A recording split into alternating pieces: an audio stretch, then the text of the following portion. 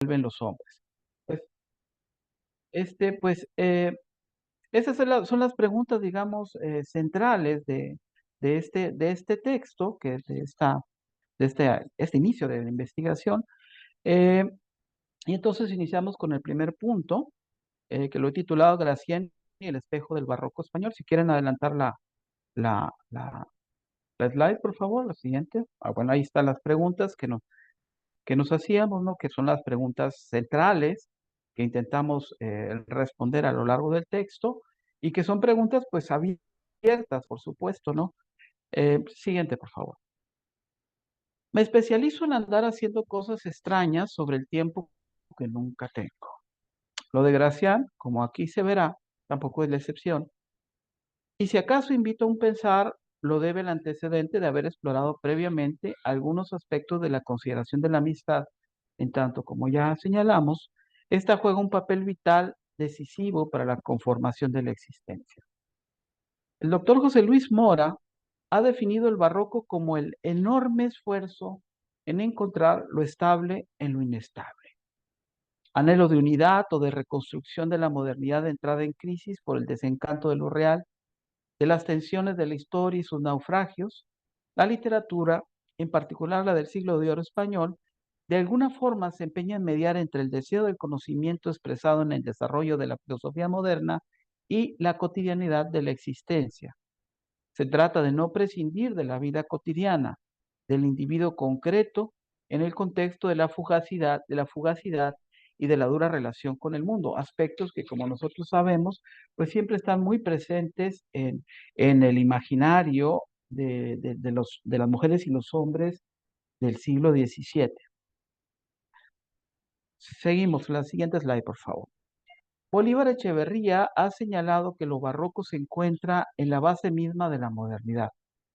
Citando a Severo Sarduy, añade, y lo cito: un mundo que vacila, un orden carcomido por su propia inconsistencia, que se contradice a sí mismo y se desgasta en ello hasta el agotamiento. Junto con él, una confianza elemental, profunda, que se desvanece sin remedio. Fin de la cita. El barroco se representa, de cierto modo, como una modernidad alternativa, una estrategia de resistencia. Se trata de vivir pese a las contradicciones, de resignificarlas, o poner al orden vertical un no oblicuo, no frontal, sino, como aquí señalamos, prudencial. En este empeño, frente a la realidad de que se duda, se crea y se sueña, se inventa y se propone. El siglo XVII conoce el auge de la prosa didáctica, de la literatura, de los manuales de vida y de los fundamentos de la pedagogía. Quevedo y Sor Juana, Calderón de la Barca y Comenio. Sin genio no hay ingenio. Si el hombre no se educa, afirma Gracián, se pierde. Siguiente slide, por favor. En su estudio introductorio a las obras completas de Lorenzo Gracián, nombre bajo el que el padre Baltasar Gracián, que nace en 1601 y muere en 1658, con ese nombre publica, por no pocas razones, la mayoría de sus obras, a excepción del Comulgatorio, que sale a la luz en 1655. Si avanzamos, por favor, la siguiente slide.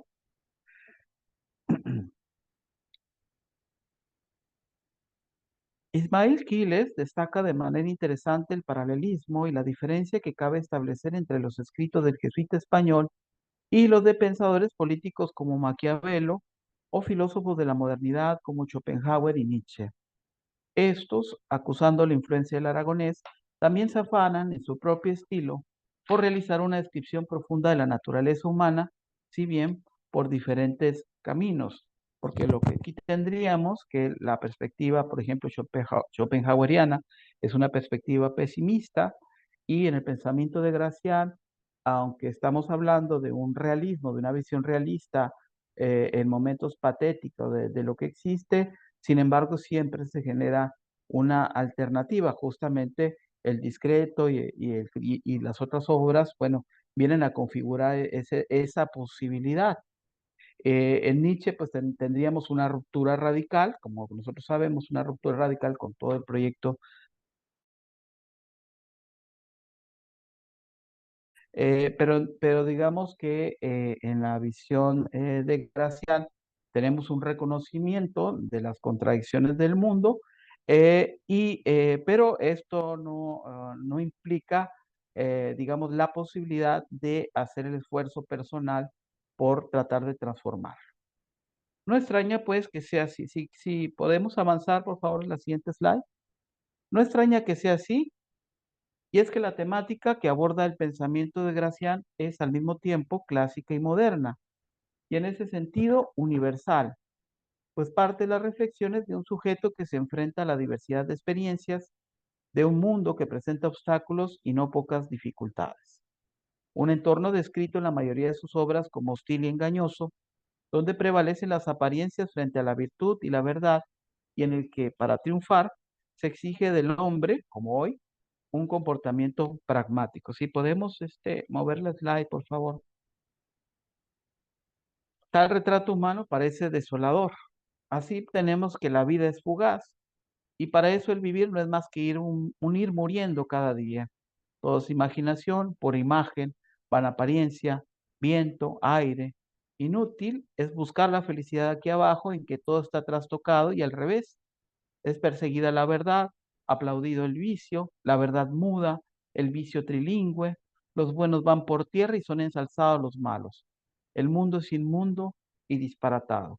Bueno, estas palabras de Ismael Quiles caracterizando justamente esta perspectiva graciana. Y como hemos señalado aquí, pues el asunto es que no habría así como que grandes diferencias entre ese mundo de decadencia que está describiendo Gracián y nuestro propio tiempo, ¿no? Nuestro propio mundo.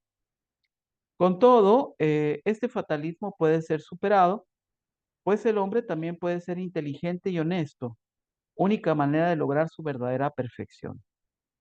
Cito ahí a Gracián: no se nace hecho, base de cada día perfeccionando en la persona, en el empleo, hasta llegar al punto del consumado ser, dice Gracián en el oráculo manual.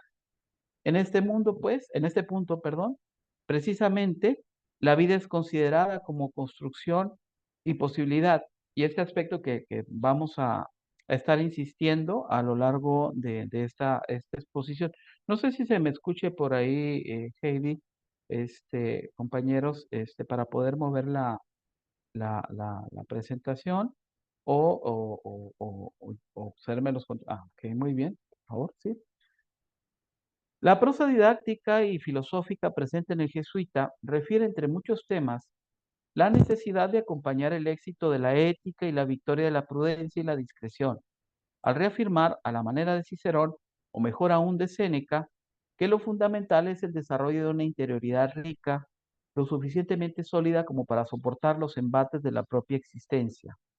Oralidad revestida de una fuerte preocupación por el yo, aspecto sobre el que es necesario prestar atención, y es que la noción pesimista de la naturaleza humana que prevalece en Gracián, como corresponde a la mentalidad del barroco español, acompañada, pues lo sabemos, de una fuerte religiosidad, dibuja al hombre como un ser débil, interesado y malicioso.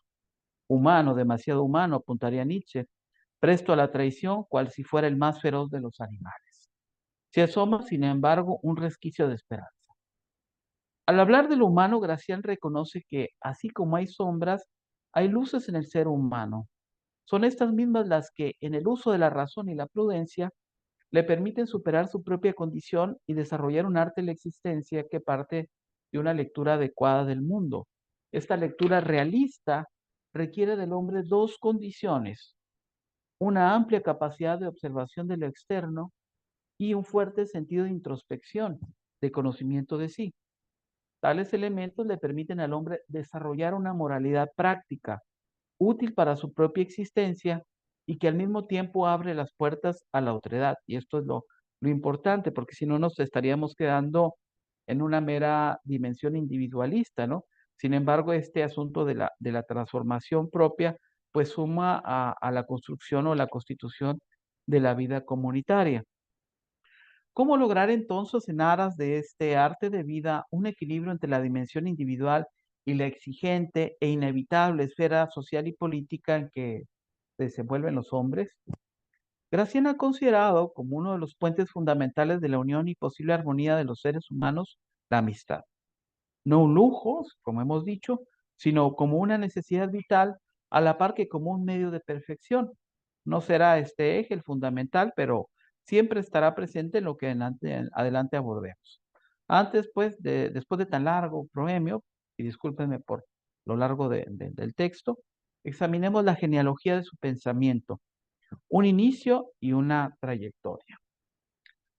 Para Ignacio de Loyola, la obediencia es una disposición de la gracia. Tal cualidad se encuentra en el más fundamental de los cuatro votos de la Orden de Jesús: pobreza, castidad y obediencia perpetua, y sabemos ese voto especial de la obediencia al Papa. ¿Sí? Obediencia al Papa en tanto cabeza de la Iglesia Universal. Aquí la pregunta que nos hacemos, ¿no? ¿Cómo y de qué manera lidió Gracián con este precepto de obediencia, ¿no? Y sabemos por sus biógrafos, por quienes han investigado, bueno, que sí tuvo algunas reprimendas, que al final de su vida prácticamente sí fue marginado, pero bueno, ya había escrito, ya había dicho lo fundamental, y sus libros circulaban y curiosamente, a pesar de la oposición de los superiores jesuitas, sus libros no fueron censurados. Ese es un punto también muy interesante. Siguiente slide, por favor. Baltasar Gracián nació en Belmonte, cerca de Calatayud, en 1601 y murió el 6 de diciembre de 1658 en Tarazona, provincia de Zaragoza. Si el conocimiento biográfico de un autor tiene importancia para la comprensión de un pensamiento, reconstruir la ruta formativa aporta elementos para entender el conjunto de la obra. Formado en las humanidades y la filosofía en la provincia jesuítica de Aragón y en la Universidad de Zaragoza, fue ordenado sacerdote de la orden en 1627 y comienza a impartir clases en el Colegio de Calatayud. Posteriormente realizaría diversas estancias en Valencia, en Lérida, en Huesca, ciudad donde gracias al apoyo del mecenas Vincencio Juan de Lastanosa, publica su primer libro, El héroe, en 1637. Si quieren la siguiente slide, por favor. Ahí está la portada del héroe, ¿no? Está ahí dedicado al rey Felipe. Bueno, esa es el primer texto, ¿no? Ya de esta primera publicación, Gracián no firma sus libros con su propio nombre, sino con el de su hermano Lorenzo. Viaja a Zaragoza y a Madrid, donde se pone en contacto, aunque con poca fortuna, con el ambiente intelectual y literario de la corte. Un ambiente, recordemos, pues bastante competitivo, y también lleno de vanidades y de rivalidades, ¿no? Literario-políticas. Siguiente slide, por favor. Ahí está la portada del Político, dedicada al rey don Fernando el Católico. Ahí está y también pues bajo el patrocinio de Vincencio Juan de Lastanosa. Publica también pues el Político en 1640 y termina la primera versión de su Arte de Ingenio, Tratado de la Agudeza, en 1642.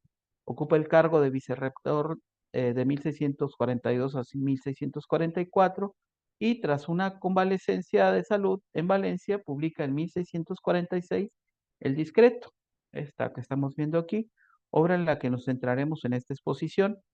En 1647 aparece el Oráculo Manual y Arte de la Prudencia, y en 1651 la primera parte del Criticón. Si gustamos avanzar, en la siguiente slide, obra centralísima en su pensamiento que concluye hacia 1657.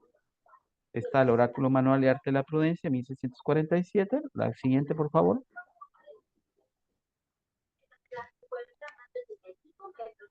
Es la anterior. Está el Criticón, que sería como que la gran obra central, ¿no? Que de alguna manera, eh, ahora sí que es el corolario de toda esta trayectoria de pensamiento, y que también, por ahí hay un micrófono abierto, y que también,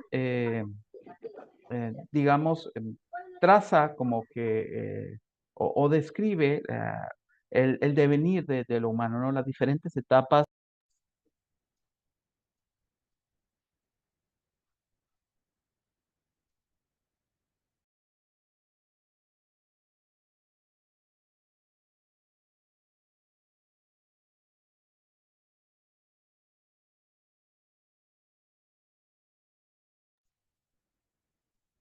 Doctor Rolando tiene su micrófono apagado. No sé si Se me cerró. ¿Desde dónde? Perdón, ¿desde dónde? como 15 segundos, doctor. Ah, ok, bueno, ¿Qué crees? entonces estamos en el criticón. Bueno, em, en 1647 aparece el Oráculo Manual y Arte de la Prudencia. En 1651 la primera parte del Criticón, obra centralísima en su pensamiento que concluye hacia 1657 y que decía yo es como el corolario de todo este desarrollo del pensamiento en Gracián. El tono de todas estas obras, las anteriores, a excepción del comulgatorio, siguiente slide, por favor, que publica en 1655, pues bueno, abordan los problemas de la moral práctica, por así decirlo, ¿no? De la filosofía moral, mientras el comulgatorio sí es una obra que sí publica con su nombre, como el padre Baltasar Gracián, y se trata de una obra que es justamente que contiene, digamos, instrucciones y consejos para preparar al cristiano para justamente esta disposición espiritual para comulgar, ¿no? Eh, pero todas las demás obras de alguna manera se salen de ese molde de religiosidad, sin negarla, por supuesto, pero abordan, digamos, estos aspectos que decíamos tienen que ver con, con las relaciones humanas, con el carácter humano, con la naturaleza humana y con el problema ético que ocasiona, ¿no? Que con las complejidades que ocasiona justamente esta vida en común. Siguiente, por favor. El modelo pedagógico de la Ratio Studiorum jesuita resulta fundamental en los alcances de la mirada crítica de Gracián sobre el mundo. Recordemos, pues, que es el modelo jesuita, es el modelo educativo. Fundada en la etapa de consolidación del humanismo renacentista como un movimiento renovador, la pedagogía ignaciana se inscribe en dos elementos básicos. Por un lado, atender a una necesidad propia de la orden en su dimensión educativa. Por otra parte, apuntalar la pedagogía de la Reforma Católica, ya que, cito a Labrador Raíz, el verdadero humanismo, como lo concebían los pedagogos, sentía la necesidad de injertar la visión cristiana de la vida en el tronco de la antigua virtud. Y este hecho implicaba precisamente la búsqueda de una educación personal con intereses profundamente morales y religiosos. Hasta ahí la cita. El carácter de esta herencia humanista es, sin embargo, diferente del modelo de la imitatio más cercana, digamos, a la estética renacentista, ¿no? Cito a Ayala, a la estética de la imitación, que es la que respira la entera ratio studiorum, le sucede la estética de la invención. Hay como un tránsito y hay como una transformación también, que esa transformación se da justamente a partir de las necesidades de ese momento histórico, ¿no? Y entonces este esteticismo, por así decirlo, se nutre de los problemas de la filosofía moral y de la necesidad, pues, de la acción humana. En Gracián, este tono concilia con el espíritu de una ratio studiorum barroquizada, que se contextualiza en la cada vez más visible decadencia del Imperio Español. Y puntualizamos aquí el asunto de la decadencia, que tiene que ver no solamente con lo que acontecerá al siguiente siglo, ¿no?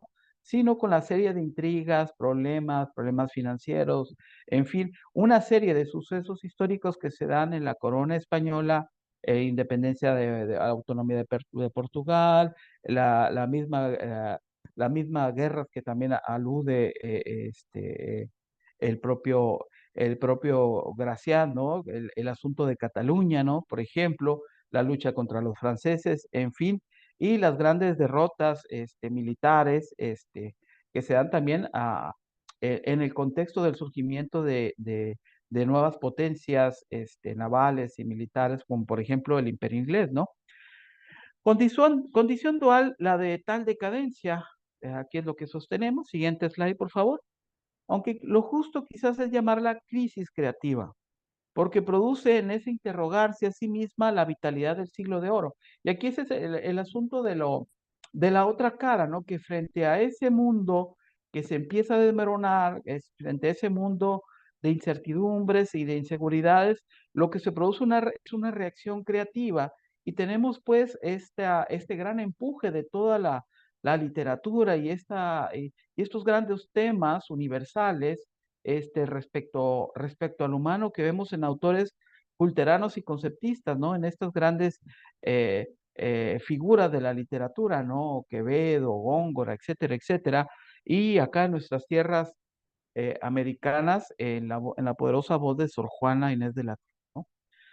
La estética política de la contrarreforma en el barroco español, empero, y cito, puso a la orden del día un repertorio de ideas y emociones de carácter luminoso en sentido general y específicamente cristiano, engendrada en un momento de peligro para la unidad religiosa de Europa.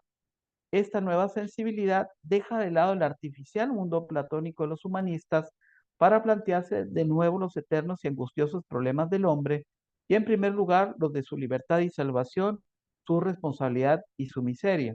Y aquí pues hay que puntualizar, además, bueno, que otro hecho que detona esta crisis es justamente la ruptura religiosa, ¿no? El cisma religioso que da origen al protestantismo, ¿no? Y la contrarreforma que de algún modo es la respuesta a esto. Entonces el asunto es cómo y a partir de qué manera se puede recuperar este sentido y cómo en el pensamiento español voces como la de Baltasar Gracián están apelando pues a este volver a este cristianismo, digamos, solidario, fundamental, profundamente humano, ¿no?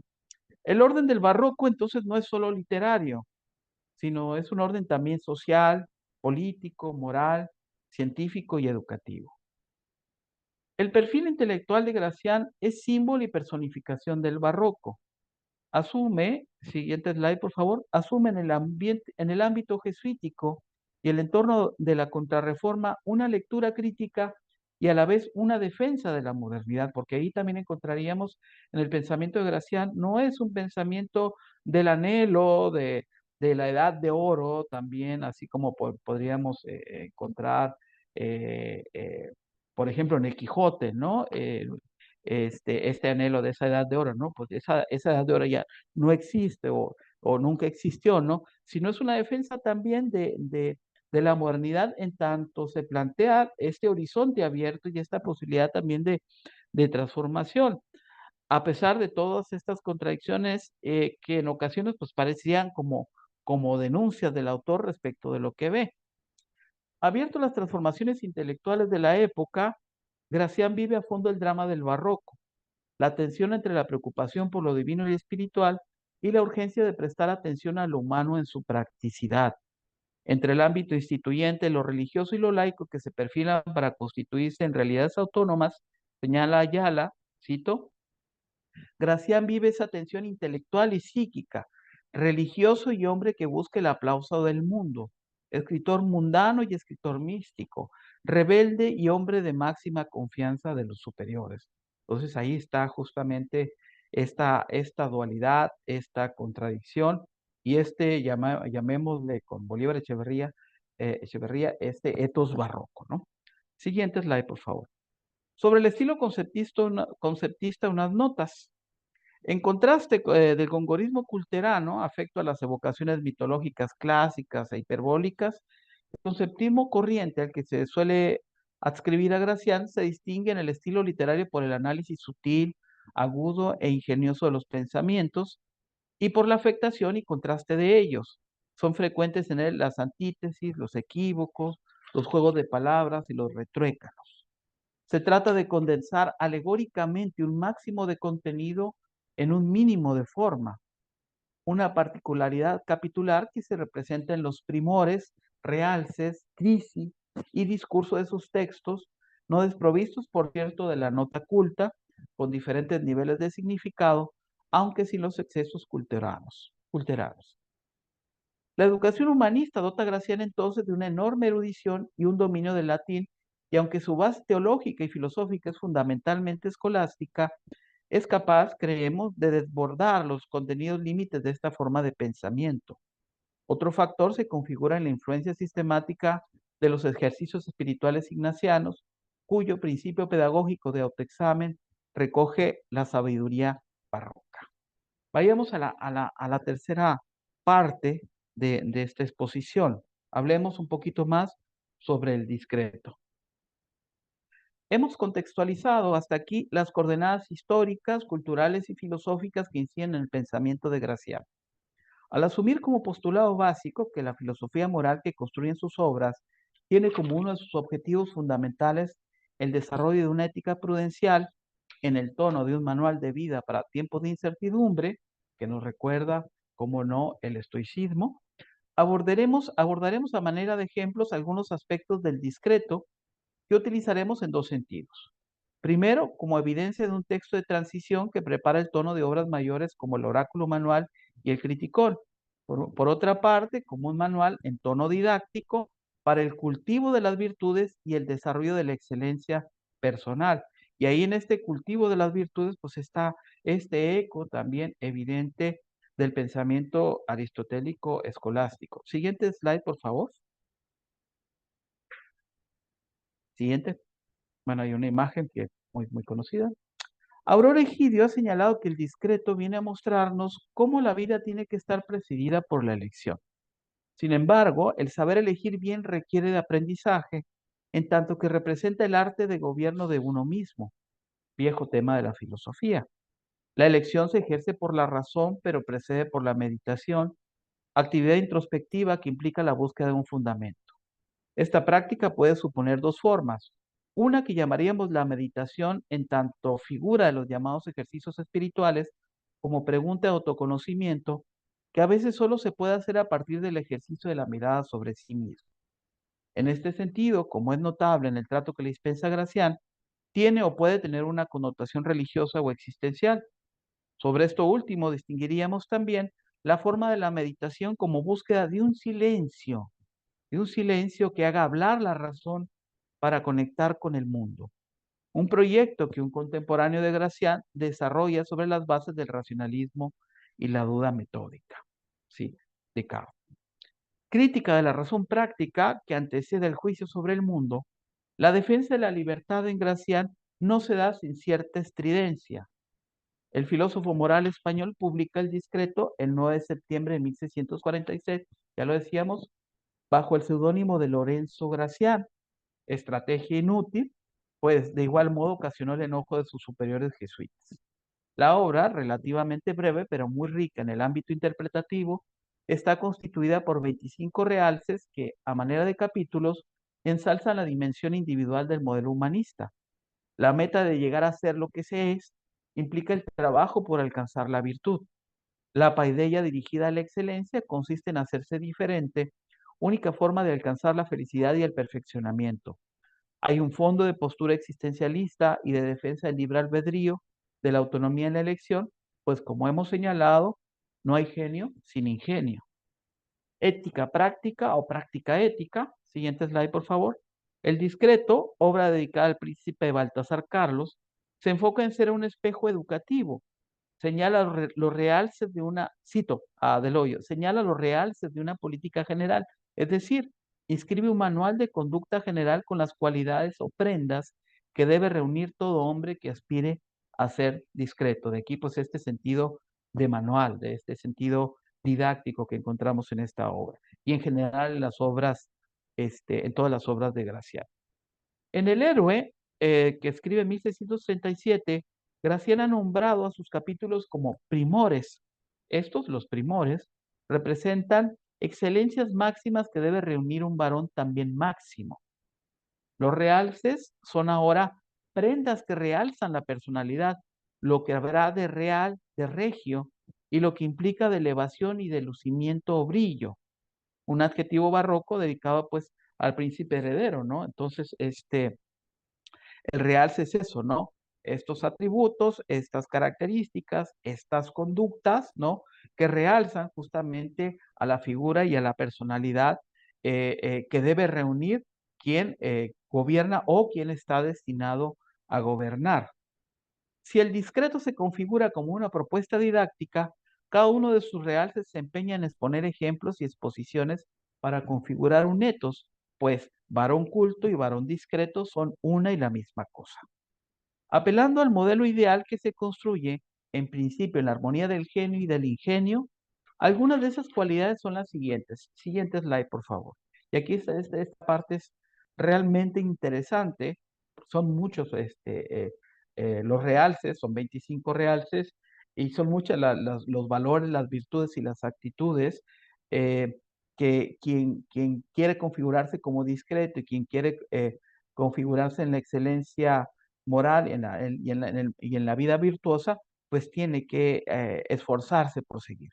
Estas cualidades son las siguientes: señorío en el hacer y en el decir, espera o detención, galantería, firmeza para lo excelente, proteidad, o sea, esta capacidad de cambiar de formas de acuerdo a la circunstancia, proteidad en gustos, tiempos y empleos, proteidad del entendimiento, compostura o gravedad, buena elección, templanza, buen dejo, señorío de sí mismo, prontitud, vivir al uso, sazón, concierto, juicio, hazañosidad, diligencia con inteligencia, prudencia y entereza. Nada más y nada menos. A modo de ejemplo, para contrastar con algunas notas de su consideración posmoderna, describamos algunos fragmentos de estos realces en sus propias palabras. Siguiente slide, por favor. Por ejemplo, aquí del genio y el ingenio, ¿no? Y entonces he señalado aquí con amarillo, pues, algunos elementos que brincan, ¿no? En la lectura, ¿no? Dice Gracián, estos dos son los dos ejes del lucimiento discreto. La naturaleza los alterna y el arte los realza. Es el hombre aquel célebre microcosmos y su alma su firmamento. Esta idea del microcosmos que recordemos deriva de esta visión que se asume en el Renacimiento, ¿no? El interior como este reflejo de ese cosmos del que participa, ¿no? Plausible fue siempre lo entendido, pero infeliz sin el realce de una agradable, genial inclinación. Toda ventaja en el entender lo es en el ser, y en cualquier exceso de discurso no va menos que el ser más o menos persona. Y aquí está esta sentencia dura, ¿no?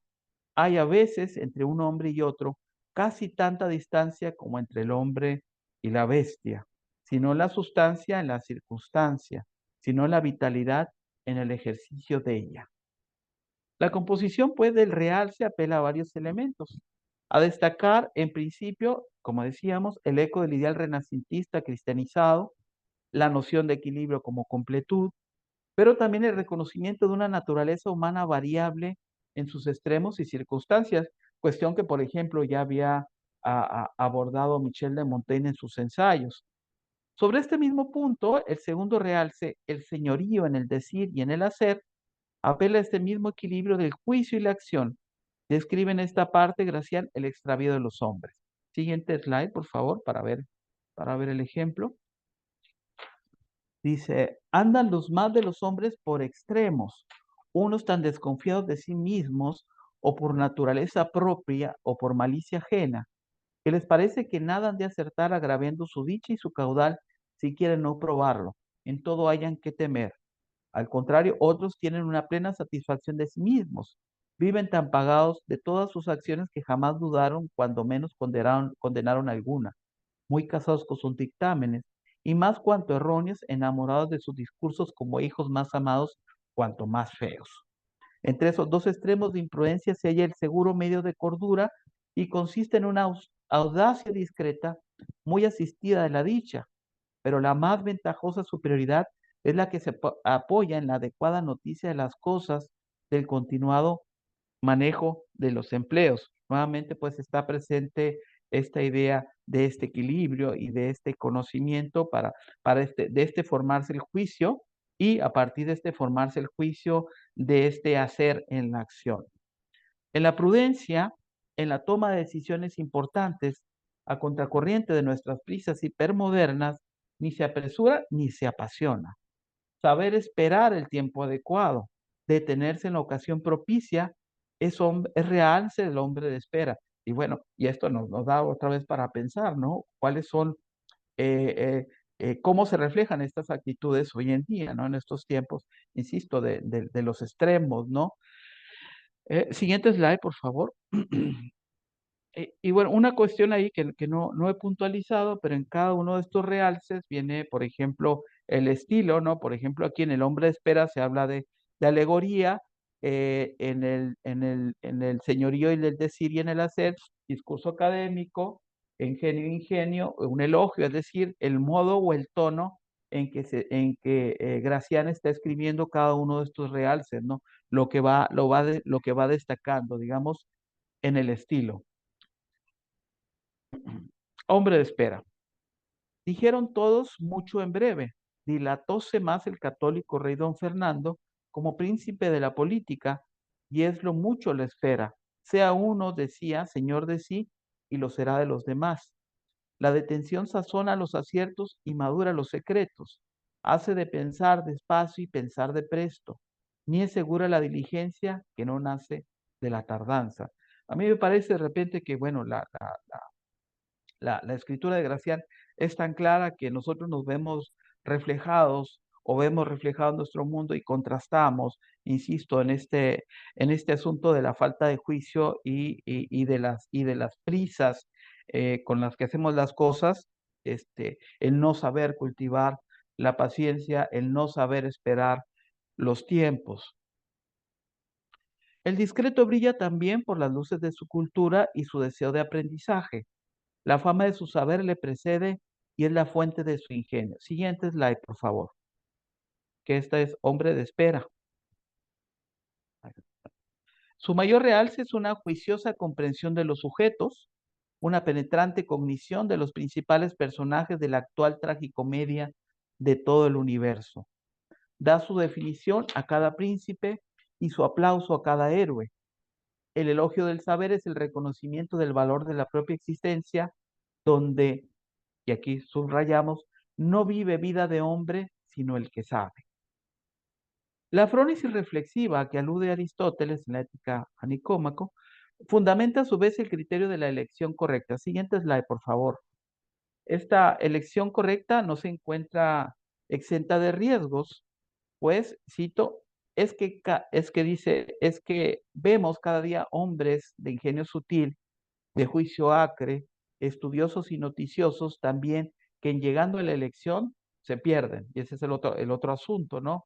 Hombres tan instruidos con malas decisiones, hombres inteligentes que fallan en lo fundamental, ¿no? Y aquí, en reconocer el hecho, pues también está la advertencia.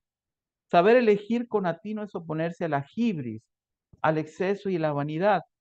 Suma de prudencia y experiencia, el hombre de buena elección, afirmará Gracián, se encamina por este modo a la virtud. Cito, porque ella es el complemento de la perfección, origen del acierto, sello de la felicidad, y donde ella falta, aunque sobren el artificio, el trabajo y las cosas, todo se desluce y todo se malogra. Hasta ahí la cita. Fruto del carácter y disposición de la experiencia, la buena elección controla la pasión y el impulso, y si no hay saber, apela al consejo. Siguiente slide, por favor. No hay perfección donde no hay elección. Dos ventajas incluye el poder elegir y elegir bien. Donde no hay delecto es un tomar a ciegas lo que el acaso o la necesidad ofrecen. Pero al que le faltare el acierto, búsquelo en el consejo o en el ejemplo, que sea de saber o sea de oír de los que saben para acertar. Aquí esta parte también es muy interesante, ¿no? Si no sabemos, preguntemos. Si no sabemos, ilustrémonos. Si no sabemos, pidamos consejo, ¿no? Porque las decisiones que tomamos, pues tienen consecuencias, las elecciones que tomamos tienen consecuencias. Y finalmente, la comunidad humana siempre es una gran comunidad de aprendizaje y es una gran comunidad de apoyo. La discreción no es abuso, sino una sana reserva de sí mismo. En un mundo de sobreexposiciones mediáticas, esta es muy interesante, ya estamos en el cierre de esta charla, Gracián aconseja el retiro, no ser malilla, dejar de lado el deseo de estar y figurar en todo. Ser humano público y sin retiro es someterse al dictado del like, vivir para la pantalla, la publicidad, como influencer contemporáneo. Quien se expone demasiado se desvaloriza, dice Gracián. Gran defecto, dice, es ser un hombre para nada, pero también lo es ser para todo, o quererlo ser. Hay algunos, ni pocos, ni cuerdos, sobresalidos, amigos de que todos les llamen y busquen, dejarán el dormir y aún el comer por no parar. No hay presente para ellos como un negocio, ni mejor día que el más ocupado, y las más veces no aguardan a que les llamen que ellos ingieren en todo. Pero bien o mal consiguen que todos hablen de sus cabellos, que es lo mismo que quitarlos a la lengua para la murmuración y el desprecio. Quieren algunos ser siempre los gallos de la publicidad y cantan tanto que enfadan. Frente al exceso, la prudencia, la digna exposición en la necesidad y el deseo moderado. Al paso que un varón excelente, ya en valor y ya en saber, o sea, en entereza, o sea, en prudencia, se retira, se hace codiciable, porque él ha de tenerse y todos a desearle con mayor crédito y aún felicidad. Toda templanza es saludable y más de apariencia que conserva la vida a la reputación. Cerremos esta breve exposición con dos últimos realces. El primero, el 19, hombre juicioso y notante, es un realce de discreción en que el sujeto es capaz de apreciar críticamente el valor de cada cosa. Leo, cito, todo hombre grande fue juicioso, así como todo juicioso fue grande. ¿Qué realces en la misma superioridad de entendidos son extremos del ánimo? ¿Qué realces? Bueno es ser noticioso, pero no basta, es menester ser juicioso. Distingue luego entre realidades o apariencias, que la buena capacidad se ha de señorear de los objetos, no los objetos de ella, así en el conocer como en el querer. Hay saoríes de entendimiento, esta parte también es muy, muy interesante, hay saoríes de entendimiento que miran por dentro de las cosas, no paran en la superficie vulgar, no se satisfacen de la exterioridad, no se pagan de todo aquello que reluce. Sírvele su critiqué de inteligente contraste para distinguir lo falso de lo verdadero. Algo así aspiramos las filósofas y los filósofos. Si la posverdad implica, según una definición genérica de la Real Academia Española, la información o afirmación en la que los datos objetivos tienen menos importancia para el público que las opiniones y emociones que suscita, el realce de Gracián es prudente y pertinente. Aunque la estulticia es tan vieja como el género humano, nunca había alcanzado como hoy una dimensión tan colectiva. ¿Cómo pensar entonces la ética prudencial que nos aconseja Gracián en estos tiempos que algunos llaman de posverdad, de sociedad del conocimiento, de sociedad de la información? Quizás en sus poderosos aforismos, quizás en esta lectura por ratos compleja, en esta lectura sentenciosa pero profunda. Corona Gracián, el discreto, con un tema que desarrollará en forma amplia en el criticón. Siguiente slide, por favor. La lectura de las etapas de la vida. Siguiente, por favor. Eso, gracias. La lectura de las etapas de la vida. La infancia, la adolescencia, la madurez y la vejez como un viaje al que nos lleva la naturaleza. Somos naturaleza. Naturaleza divina, pero naturaleza al fin. Entender sus ritmos y momentos, sus artes y contradicciones. Cito, mide su vida el sabio como el que ha de vivir poco y mucho.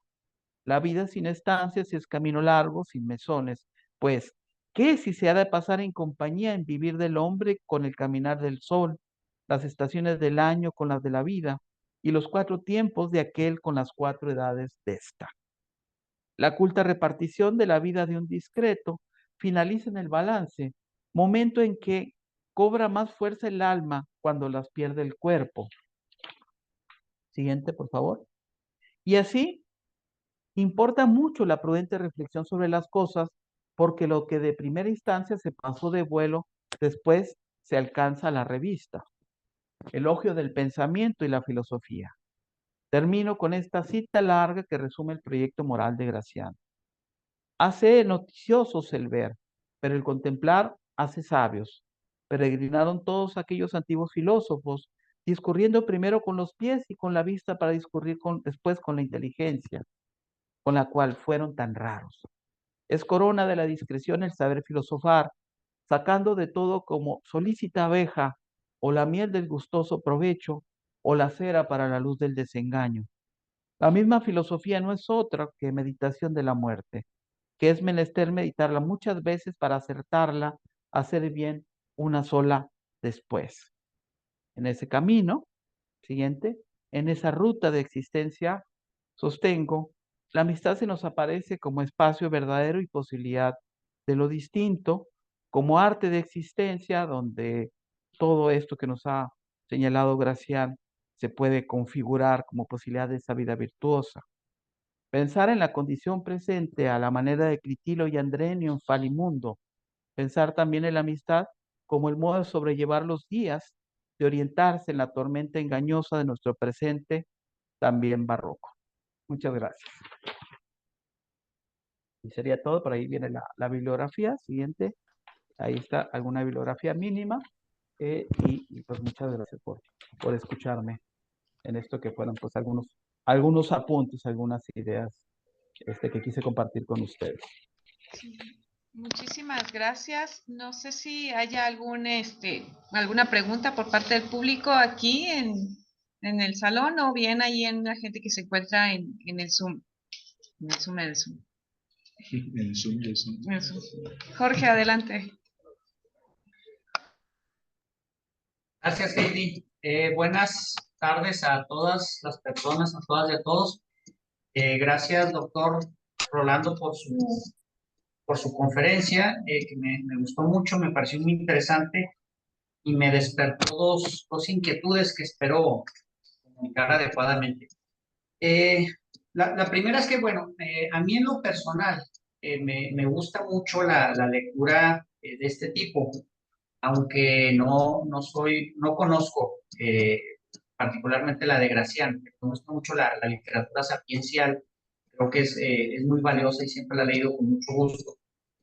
Y en ese sentido yo recordaba algo que refiere Harold Bloom a propósito de un texto que se llama ¿Dónde se encuentra la sabiduría?, donde hace un recuento de muchos pensadores y pensadoras de este tipo, que los clasifica, y él habla de tres criterios para, tres deberes que tienen este tipo de autores: esplendor estético, fuerza intelectual y sabiduría. Y un poco recogiendo el valor que tiene este tipo de autores respecto a otros filósofos y filósofas, donde quizá, no sé, pensando en la ciencia, por ejemplo, en el informe científico, en ese formato de texto donde basta con comunicar un hallazgo, considero que en este tipo de textos, además de comunicar una verdad o una bella verdad, como las que nos referiste, además se requiere de un estilo definido, se requiere de cierto encanto, se requiere de muchas cosas, ¿no? Y pareciera que eso con el paso del tiempo puede llegar a demeritar o a ser anticuados este tipo de textos, pudiera parecer. Ante eso, siguiendo al propio Bloom, está la sentencia salomónica del nihil novum sub sole, no hay nada nuevo bajo el sol, que según yo, quizá este tipo de filosofía descansa en esta premisa. Entonces, en ese sentido, te quería preguntar cuál es tu opinión respecto a eso, porque veo que al final haces un esfuerzo de comunicar esto que decía Gracián siglos atrás con realidades como las de ahora, ¿verdad? Que son más cambiantes, volátiles, donde un poco se cuestionan estas premisas sapienciales o prudenciales, donde hay ciertas certezas que no cambian, ¿no? Y a las que hay que regresar, como esta idea de ser un hombre culto, etcétera, ¿no? No sé si me pude comunicar.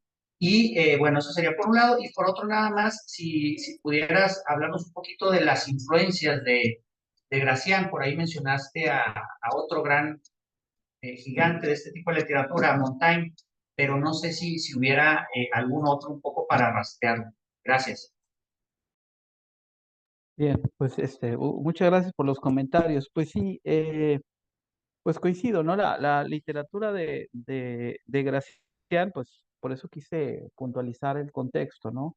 Se da en el contexto del barroco y todo lo que ello significa, ¿no? El barroco como una época de radicalidad, de extremos, de crisis, pero también como una época intensamente creativa, como una época donde todavía, digamos, hay una fuerza de la persuasión, hay una exploración de la naturaleza humana, una idea de la universalidad, ¿no?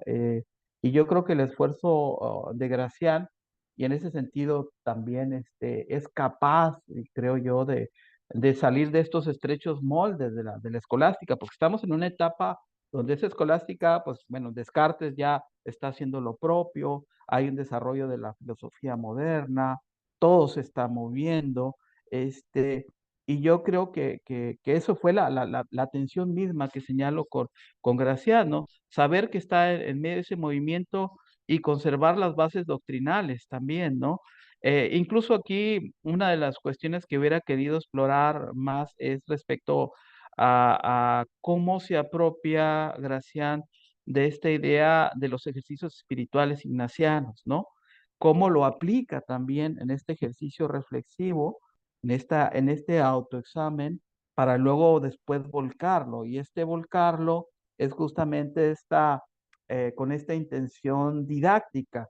Esta intención didáctica que al mismo tiempo, sin decirlo, es una intención salvífica. O sea, aunque estemos hablando del ámbito de lo público y digamos de lo laico o hasta de lo cortesano, es parte de un proyecto espiritual, es parte de un proyecto de perfeccionamiento. Entonces, en ese sentido, no hay ruptura, ¿no?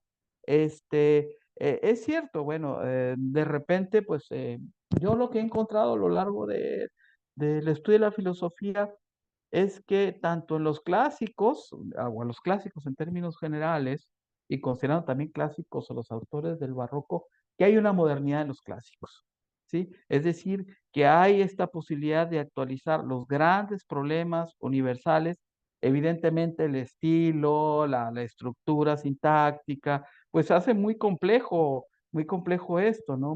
Muy complejo abordarlo sin ese contexto. Yo debo confesar, Heidi no me dejará mentir.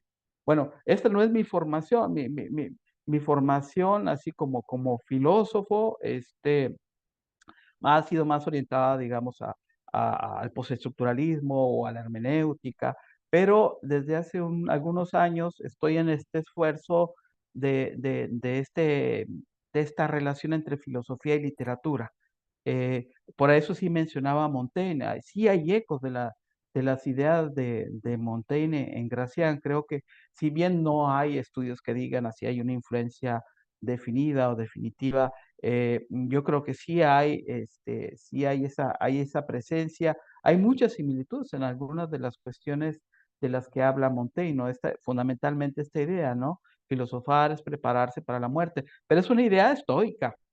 ¿Sí? Es una idea estoica, entonces se configura como parte de esa tradición, ¿no? Y esa es esta recuperación que se sigue dando, que se da primero en el Renacimiento y que en el Barroco también continúa de la cultura grecolatina, ¿no? Contextualizándolo en los tiempos. Si bien es cierto que no hay nada nuevo bajo el sol, en el sentido de que se repiten las cosas, ¿no? Finalmente siempre tenemos que atender las cosas como vienen y siempre es importante, digamos, esa labor de orientación.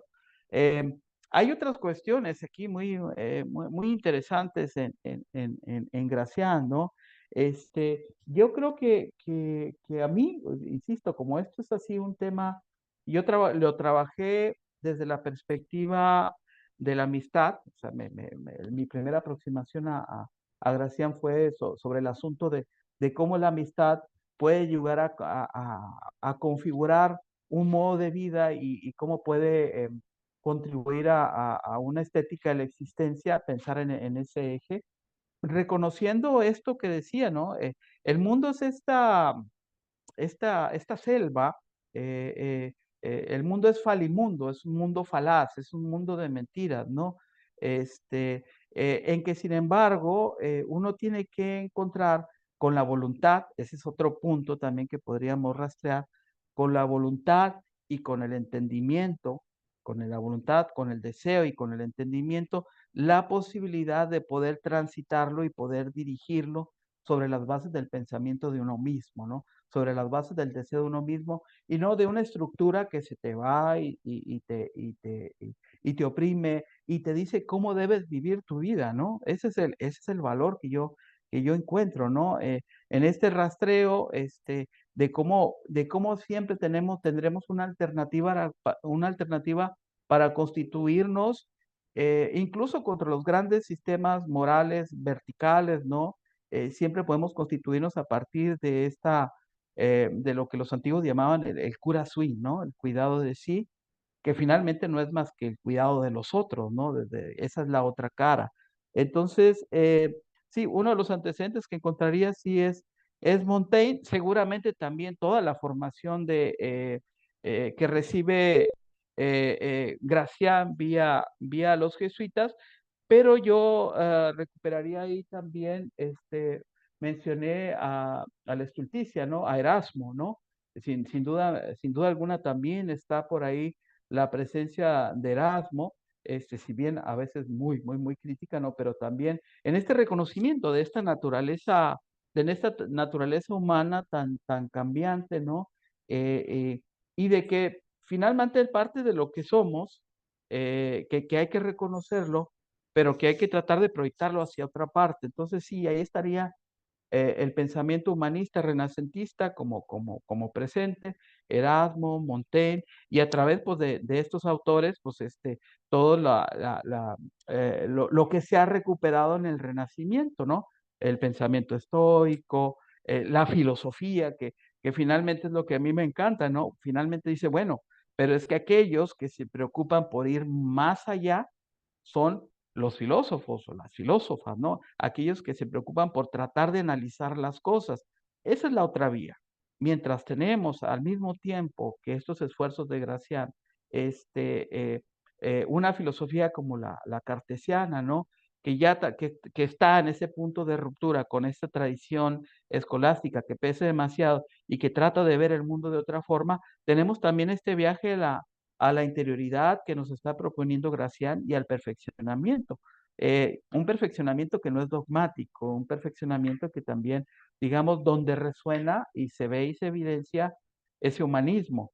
Parte de ese humanismo lo recogemos y lo retomamos aquí, y hay el eco también aquí en la Nueva España, ¿no? Eso también sería importante como que reivindicarlo, ¿no?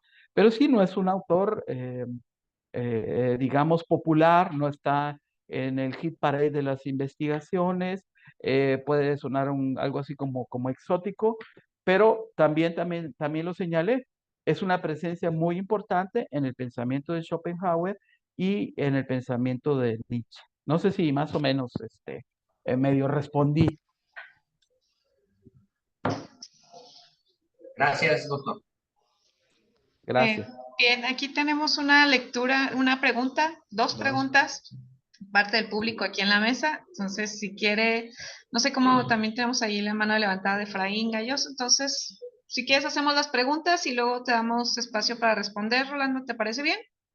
Sí, adelante. De acuerdo, de acuerdo. Adelante. Ok, sí. ¿Sí se escucha? Sí, serían dos preguntas. La primera es, ¿qué rasgos de una ética de las virtudes podrían recuperarse de Gracián y San Ignacio? Porque pues aquí se ve mucho eh, Aristóteles, ¿no? Y Santo Tomás en lo que nos expuso. Así esto en relación a cómo también se ha recuperado la ética de las virtudes desde Aristóteles. La segunda es, pues, cómo volver a esa intención didáctica en tiempos donde parece imposible un proyecto espiritual en una sociedad actual subordinada al trabajo, ¿no? A este trabajo moderno que imposibilita esos principios morales antiguos como el cuidado y el conocimiento de sí. Ok. Así o más fácil. Ok. Bien, Bien. y Ahí va. a ver, si quieres, Efraín, también levantó la mano, quien más adelante nos estará acompañando también en el seminario, por cierto. Pues adelante, Efraín. Eh, Gracias, hola, mucho gusto escucharte, fue la verdad que muy enriquecedor. Yo más o menos tengo una pregunta similar a la anterior, porque, bueno, yo me preguntaba, hace un momento mencionabas, ¿no? Que Gracián va más allá del tomismo. Y claro, yo entiendo que hay esa ruptura, ¿no? Precisamente por el espíritu en el tiempo en el que él está pensando, que va en contra, digamos, de esos aires tomistas, ¿no? Pero precisamente cuando ya empiezas a desarrollar la parte, digamos, de la ética prudencial, pues veo muchos ecos más bien aristotélicos tomista que contrarios a ellos, ¿no? Si uno recuerda, digamos, esta tendencia de romper con el tomismo aristotelismo, al menos en ética, pues se trata de romper con esta perspectiva de que las virtudes es, digamos, el valor máximo, ¿no? Que ayudan a contribuir para la felicidad o el florecimiento del ser humano, ¿no? Por ello, por ejemplo, Kant, pues va a decir, bueno, es que las virtudes no pueden ser lo más valioso, porque puede ser virtuoso alguien con mala o con buena voluntad, ¿no? Por lo tanto, lo único bueno en el mundo en sí mismo es la buena voluntad, ¿no? Diría Kant. Pero finalmente, digamos que en Gracián y en toda esta perspectiva que viene de Aristóteles, y que muchos también se brincan a Santo Tomás, pero también vienen de Santo Tomás, y que es la perspectiva de ética de las virtudes, pues comienza a ser otra vez relevante, ¿no? Precisamente porque el concepto de deber de Kant y el concepto de la maximización de la felicidad del utilitarismo no sirven para responder a las problemáticas contemporáneas, como tú has señalado, ¿no? Por ejemplo, la posverdad. Entonces, finalmente, yo vería más que esta ruptura con el tomismo aristotelismo, una continuidad y que nos podemos ver este eco hasta nuestros días, ¿no?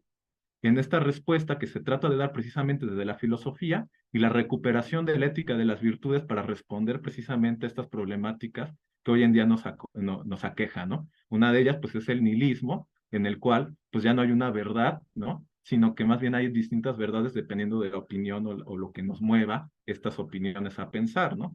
Porque esa es otra, ¿no? Digamos, la filosofía siempre ha sido crítica frente a una sola verdad, ¿no? Hacia el dogma, pero dogma no quiere decir que no debe haber verdades, ¿no?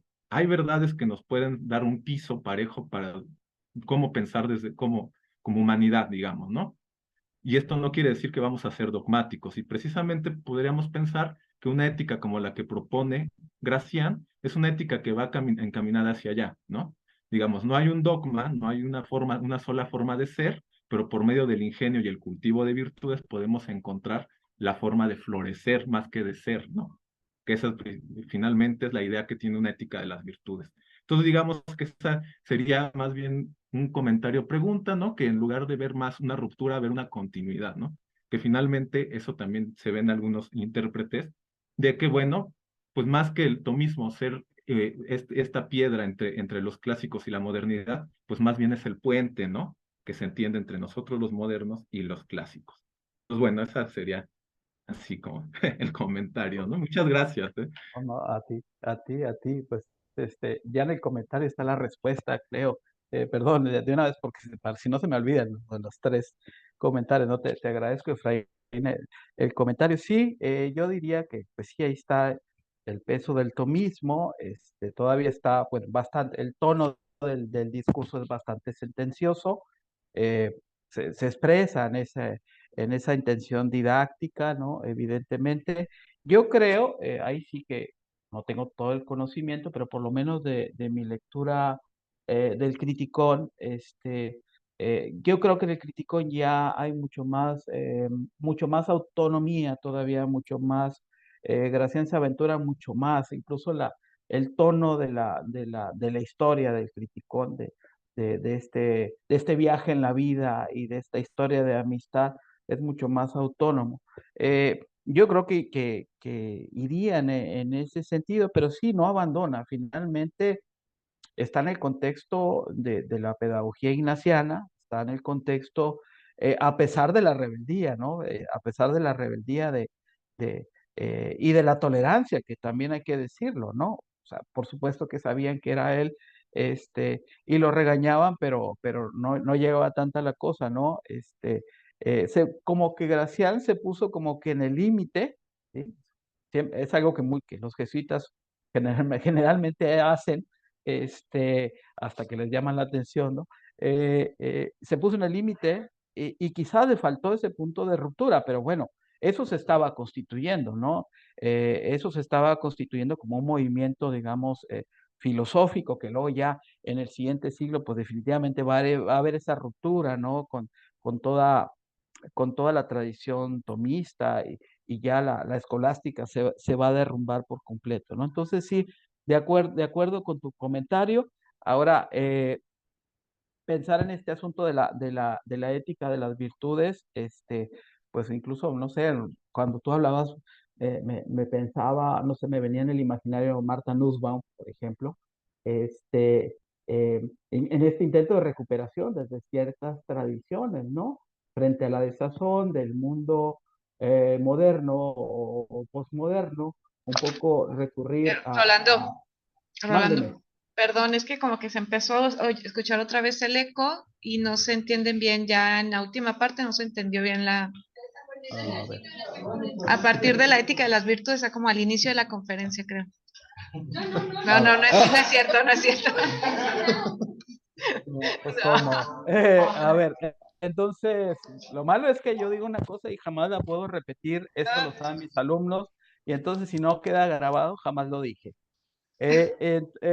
Bueno, decía yo del asunto de la ética de las virtudes como que me recordaba el tono de el pensamiento y de las propuestas de algunas filósofas como Martha Nussbaum, ¿no? Ese neoaristotelismo de alguna manera, ¿no? Eh, eh, y entonces, bueno, el problema es, bueno, si esta ética de las virtudes, casi como en oposición a este mundo que está desfondado, a esta ausencia de centros axiológicos o referenciales, sea suficiente para enfrentar el contexto problemático, ético, problemático de nuestro presente. Sin embargo, aporta elementos, creo yo, ¿no? Aporta elementos reflexivos, este, eh, ¿son suficientes o no para salir de esta perspectiva nihilista? No lo sé, no lo creo, pero sin duda, bueno, volverse a plantear más que los valores, las virtudes ya de por sí tiene un cierto sentido, y pensar en los aspectos prácticos más allá del catecismo moral, pues me parece que también tiene muchísimo sentido.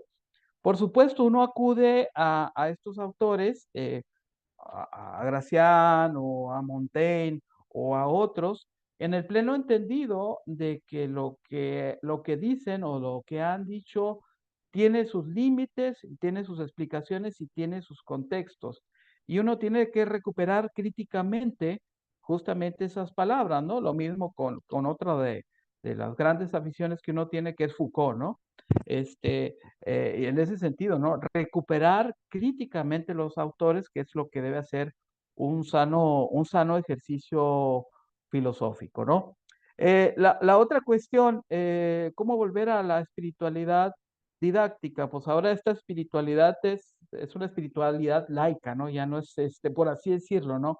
Por inventar un término, ¿no? Eh, yo creo que es posible, siempre que no se adopte este tono de pontificación que es tan dado a los filósofos y las filósofas, ¿no? Siempre que se asuma esta perspectiva crítica y reflexiva y abierta a la discusión y a la dialogicidad, otro principio importante, ¿no? No es lo mismo el decir, este es el sistema de valores, estas son las categorías, este es el modelo educativo, por aquí debe ser, y señalar, este es el humanismo que queremos construir, pero resulta que el discurso humanista y la realidad de repente son dos cosas distintas, ¿sí? Resulta que estamos pensando en un modelo formativo que está superado a veces por la realidad. Y pensamos en relación a las humanidades, y esa es otra discusión también interesante, que no es el objetivo de esta charla, pero bueno, puede ser en cómo podemos revisar críticamente la pertinencia de las humanidades y la herencia de las humanidades. De alguna forma, por ejemplo, eh, eh, toda proporción guardada, ahora se empieza a cuestionar muchos de los principios, los valores, las teorías y las argumentaciones, ¿no? O esta idea de esta naturaleza humana inmóvil, de esta especie de sustancialidad. Yo creo que parte del valor de un poquito atreverse a voltear hacia el pasado es reconocer críticamente cómo han cambiado los sistemas de ideas, cuáles son los límites de estas perspectivas y en un mundo como el que tenemos, donde los caminos son más fáciles, son los caminos de la evasión, ¿sí? Y uno podrá estar equivocado y uno podrá decir ciertas cosas que no sean del todo ciertas, pero por lo menos trata de desarrollar el ejercicio del pensamiento y el ejercicio dialógico. En ese sentido, las humanidades tienen razón de ser cuando son humanidades dialógicas, reflexivas y autocríticas. Pero para tener ese discurso, pues ahora sí es necesario tener esta lectura previa, ¿no? No irnos como en filosofía con estas tendencias de, pues ya no leo, ya solo leo lo presente o solo acato el dictado de tal o cual figura filosófica que resume lo selecto y lo más granado de la filosofía y me adhiero a esa tribu. Yo, alguna vez algún querido colega me llamó a mí que como no sabía a qué tribu pertenecía, tú eres un filósofo social. En aquel entonces yo casi lo sentía como un insulto, ¿no? Ya con el paso del tiempo lo asumo más bien como un reconocimiento. No me adscribo a ninguna corriente, exploro aquí y allá, me descentro cuando es necesario y me parece que es lo que hay que hacer, ¿no? En la filosofía, descentrarse y practicar un sano escepticismo de las propias razones de uno. En fin, hay muchísimas cosas, ¿no? Em, bueno, no sé si quieren hacer otro comentario, si he más o menos respondido a algunas de las cuestiones. Estoy de acuerdo con los comentarios que hacen, ¿no? No hay manuales ni catecismos, ¿no? Pero sí existe la potencia del pensamiento para analizar críticamente la realidad y sobre todo para generar nuevas realidades, porque la lectura no es o no debe ser para mí desde el pesimismo. Entiendo que habrá otros y otras que lo asuman así, pero no es mi caso. Y ya lo dije, lo que hoy he escrito tiene mucho sentido en el contexto de cosas que he vivido muy recientemente, ¿no? Y es una afirmación siempre de la vida, incluso sobre la muerte, que es algo siempre natural, ¿no? No sé, Heidi, No, muy compañeros, bien. colegas. Muchísimas gracias. Pues yo creo que tenemos tiempo para una pregunta más, si acaso. ¿No? Gente en el espacio de Zoom. Adelante, Maribel. Si gustas abrir tu micrófono. Sí, ¿me escuchan ahí? Sí. Bueno, primero que nada, pues darle las gracias al doctor Picos y felicitarlo porque estuvo muy interesante la conferencia, ¿no? Y la verdad, pues yo creo que se había escuchado sobre Gracián y no recuerdo si había leído el Criticón o tal vez sí lo leí pero hace mucho tiempo y ya no me acordaba bien. Pues de las ideas sí me acordaba de qué época era y así, pero no me acordaba bien de eficacia, ¿no? Y de cómo busca representar. Eh, eh, Algo que, bueno, por lo menos barroco, pues bueno, pues desde la literatura, pues como fue un momento que se vivió en todas las artes y en la realidad en general, no sé, como un, un, un momento histórico, pues no nada más artístico, entonces en general lo explicaban como una oposición al movimiento anterior, pues que era el clasicismo, y entonces se supone que en el clasicismo sí era como más cuidado de las formas, y aquí en el barroco se buscaba que las formas fueran mucho más complejas y se buscaba como expresar las pasiones interiores, ser más ornamental, por eso las iglesias barrocas son de cierta manera, tienen como muchos adornos y también como que se buscaba representar esa complejidad del ser humano.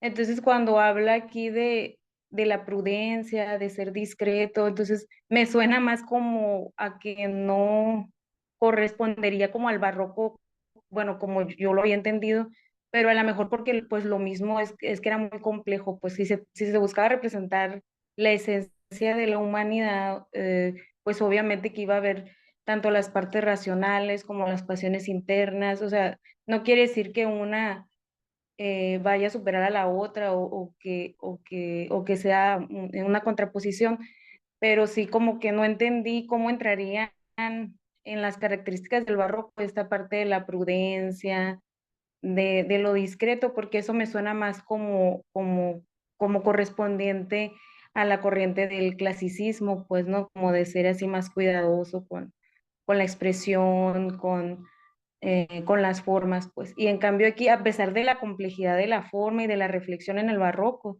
se buscaba expresar mucho como la pasión, pues, ¿no? Las pasiones de los seres humanos. Y pues no creo que, no es que se dejara de lado la racionalidad, pero sí se buscaba como esa expresión de la individualidad y de la complejidad humana, pues por eso había tantos ornamentos y adornos y a veces como exageración, ¿no?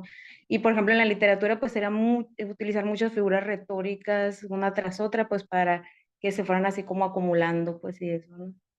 Entonces no sé ahí cómo se podría eso como ver como prudente o discreto, pues, ¿no? Ok, ok, sí, sí, En lo que expresa de las ideas de Graciano. Muchas gracias. ok. No, no, a ti, Maribel. Bueno, pues sí, lo barroco es complejo, irregular y humano, ¿no? Y todo lo humano es así, ¿no? Complejo, irregular, eh, trastocado, eh, sujeto a la crisis permanente, adornado, contradictorio. Eso es lo barroco. Y el mundo en que le toca vivir a Gracián es un mundo, o es un siglo en particular, sujeto a una crisis, ¿no? Incluso toma la crisis, así en uno de sus textos, y utiliza el término, ¿no? Y pensemos también que hay una identificación con una estructura también de poder. Eso no podemos tampoco negarlo, ¿no? También hay una idea del cultivo a la excelencia, hay una idea de que solamente, digamos, el mundo puede ser mejor si los que dirigen el mundo están cultivados en ese arte, ¿no? En saber dirigir. Ya que el mundo es así, ya que la vida es así, entonces cultivemos sobre todo en aquellos que tienen el poder, que pueden decidir, cultivemos, digamos, esta formación, cultivemos estas virtudes que ya las quisiéramos tener aquí, en el gobierno de Nuevo León, por ejemplo. O sea, que quisiéramos tener políticos que tuvieran juicio. Bueno, Montaigne hablaba de eso, ¿no? Del desarrollo del juicio, del buen juicio para saber tomar decisiones y saber actuar prudentemente, ¿no? Sí, podría sonar así como un eco del clasicismo, ya aquí Efraín dijo, bueno, pues aquí está el principio tomista, esta ética de las virtudes, ¿no? Que sería como que el referente. Pero yo creo que que lo que Graciana hace o intenta hacer a partir de este didactismo, que, que es de larga data en filosofía, es tratar de ofrecer un medio o una respuesta a esos tiempos inciertos, ¿sí? Es tratar de encontrar como que una alternativa para generar un sentido de existencia diferente, ¿no? También aquí hay otro punto que quizás no se insistió lo suficiente. En medio de todas las contradicciones de esta modernidad barroca a la que alude Bolívar Echeverría, encontramos el nacimiento, el surgimiento del yo, de un yo que será más que un yo epistémico, ¿no? O sea, es decir, la idea del individualismo, ¿no? La idea del individuo, ¿no? Y en el individuo también encontramos la idea de la soledad y la idea del desamparo. Por eso decía yo, ciertos ecos posibles de visiones existencialistas, ¿no? El sujeto que no sabe, que no reflexiona, pues está todavía más perdido, está como sujeto a todas las fuerzas, ¿no? Que lo mueven, ¿no? No tiene un criterio. Entonces, el asunto para Gracián, insisto, toda proporción guardada, lo señalo, ¿no? Es poder tener la posibilidad de generarse un criterio para ser mejor persona, que esa es otra categoría que yo no analicé ni puntualicé, pero que también estaría en esta discusión, ¿no? Dentro del marco de lo ético, esta categoría de la persona. Y es cierto, el barroco es un mundo de pasión, ¿sí? Pero también es un mundo de una pasión que está dentro de una estructura de poder. Y esta estructura de poder es una estructura autoritaria.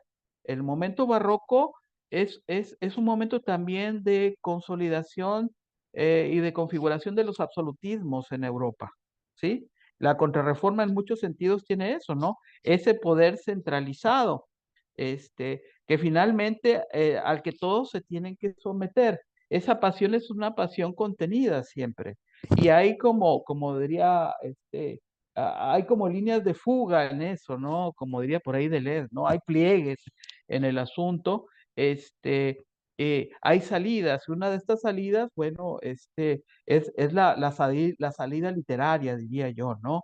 Que es una especie de consuelo, si tú lo quieres ver así, ¿no?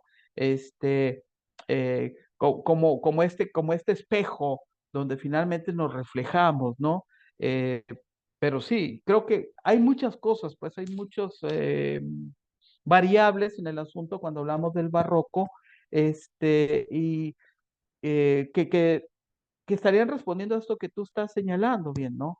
Eh, en todo caso, el esfuerzo de la excelencia, el esfuerzo del desarrollo de las virtudes es, insisto, de larga data, de larga tradición, nos retrotrae hasta la cultura griega, ¿no? Al mundo grecolatino, está aderezado con estos elementos de la cristiandad, con el pensamiento tomista, pero al mismo tiempo va configurando y va abriendo nuevos caminos, ¿no? Ese es el punto en el que yo, de alguna manera, quise redactar de este texto que generé, ¿no? Como una etapa, ¿no? Como un discurso que tiene sus rupturas y sus continuidades, por así decirlo. Y justo el periodo renacentista y el barroco tienen sus rupturas y sus continuidades, ¿no? En esta transición de la historia. Pero bueno, espero